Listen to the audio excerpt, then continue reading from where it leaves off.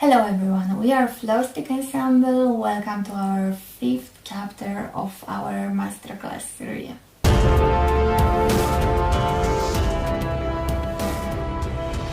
Today we're gonna talk about injuries. We'll find out what are the most common ones, what are the symptoms and cause of it, and how to prevent them from happening. I will start by listing the most common injuries. The first one that I have in mind is any type of back, neck or shoulder strain, as well as strained vocal cords. We have to realize that our muscles have limits, and if we push them too much by over practicing and spending time in one many times bad position, we can cause a serious damage to our body.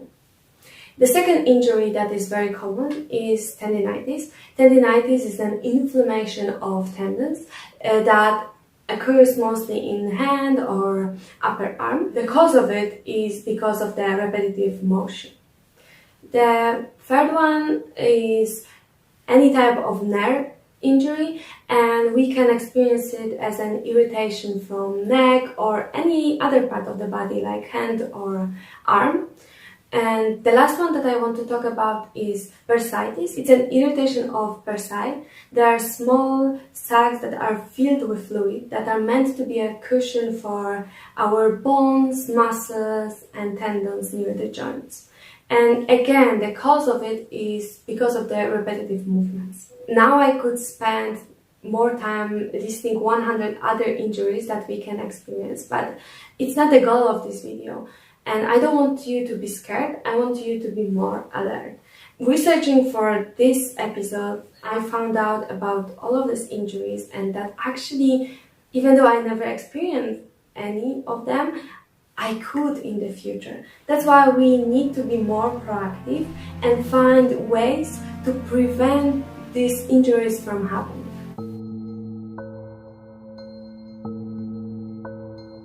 Depends on the injury, but usually symptoms are tingling sensation and numbness in the fingers, and stiffness and pain in forearms, wrists and neck. Also, it can appear limitation and pain while moving.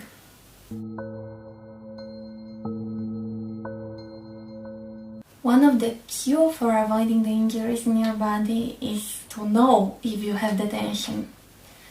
How to get to know? Just practice in front of the mirror or record yourself. Ask yourself a simple question if your position is correct, if you maybe don't make exaggerated movement, unnecessary movement. Observe all your body, if you have shoulders lifted, or maybe if you have strange face expression, which is sometimes is cue to get to know that you have problem with the tension. Now we're gonna talk a little bit about posture, and I think it's one of the most important element of playing.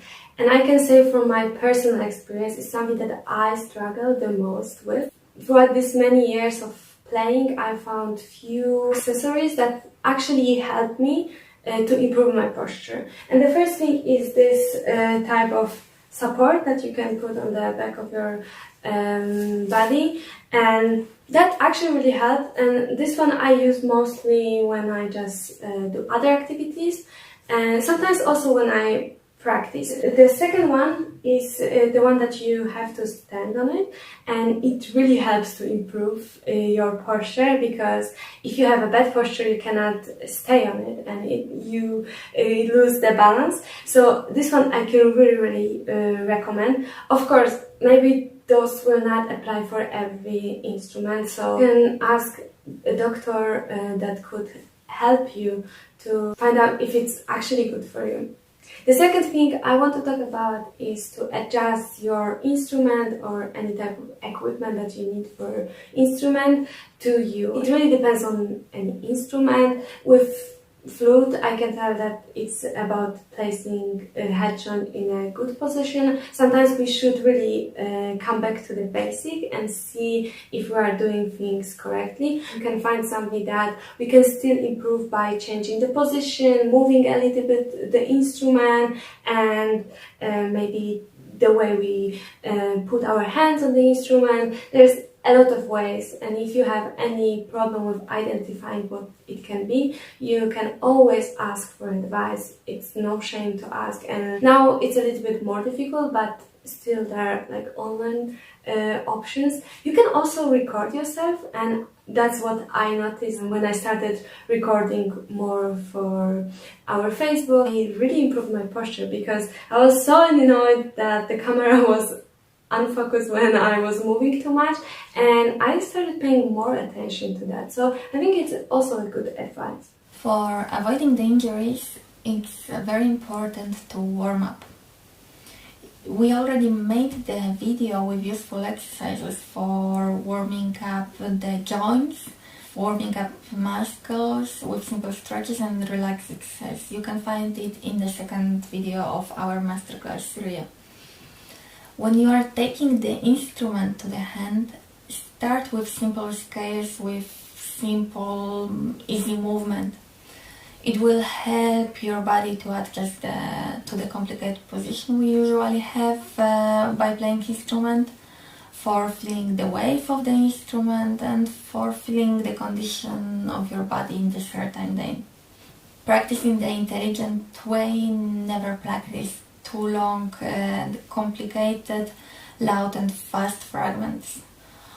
Also adjust your practice time to condition of your body. When you, for example, had few days of break, you cannot start the first day with few hours of practicing. Last, also don't forget about cooling down exercises. It's a very important point about which many musicians don't care about. But for the end of practicing, I recommend to play again simple scales, something with slow movement for cooling down your muscles. It is very important to make physical exercises outside of playing music. One of the main reasons of injuries in our tendons is insufficiency of synovial fluid in them. By exercising big groups of muscles, we are producing more synovial fluid, and with that it comes improving the condition of our muscles and tendons. Good sport for stimulating all the body is jogging.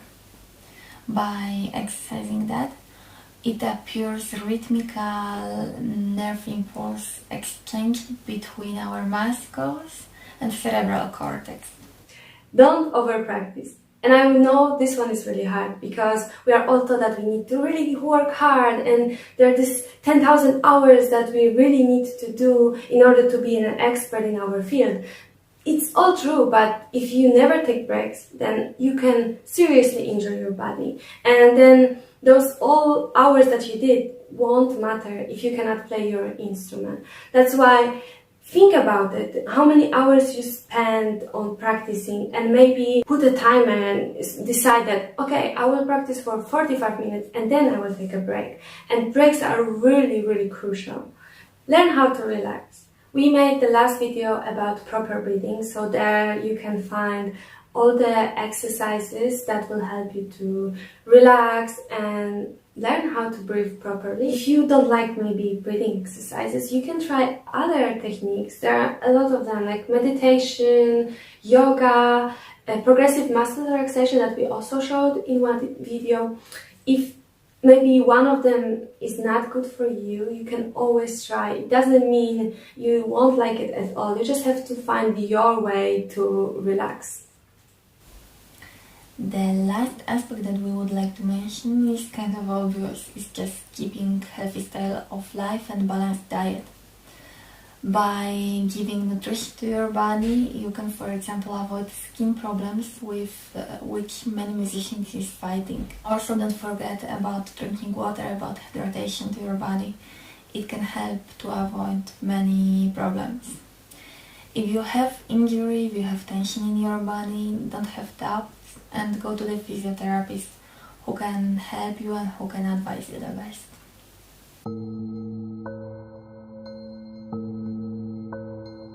Now I will show you 3 simple exercises to warm up your fingers before practicing. All you need to have is a ball. It can be a basketball or a soccer ball. You can buy it in any sports shop or lend it from a friend like I did. And let's get started with exercise. The first exercise is to toss the ball upwards, like that. Remember that your fingers should be bent. Try to be relaxed. Do it a couple of times, then change the hand. The second exercise is the variation of the previous one. You have to toss it upwards, but also spinning it around. You can change the direction and obviously do it on the other hand as well. The third exercise is to just spin the ball around on the flat surface. You can bounce it while doing it.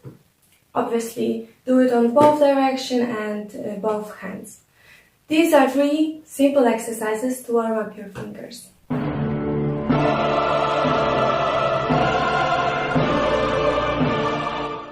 For the injuries, it also can be helpful warm or cold compression. When to use which one? Sudden acute injuries should be treated with cold therapy as soon as possible following the injury. Why?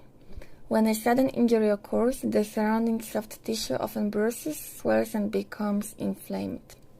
Cold therapy constricts the blood vessels and reduces blood flow to the injury. Prevents or minimizes swelling and bruising. Cold therapy also helps to relieve the pain. Apply a cold pack after activity to help control inflammation.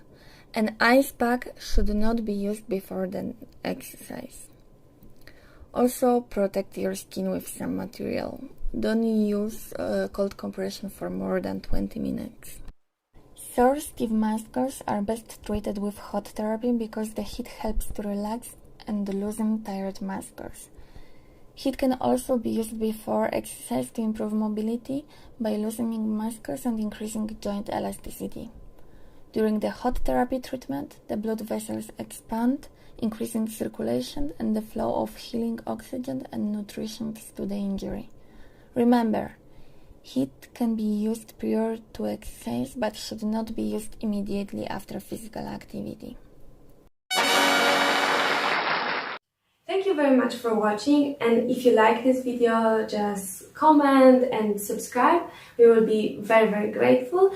And if you want to be in touch with us, maybe write us an email. We also have a newsletter, so you can subscribe. I will put a link down below. And we'll see each other next time. Bye!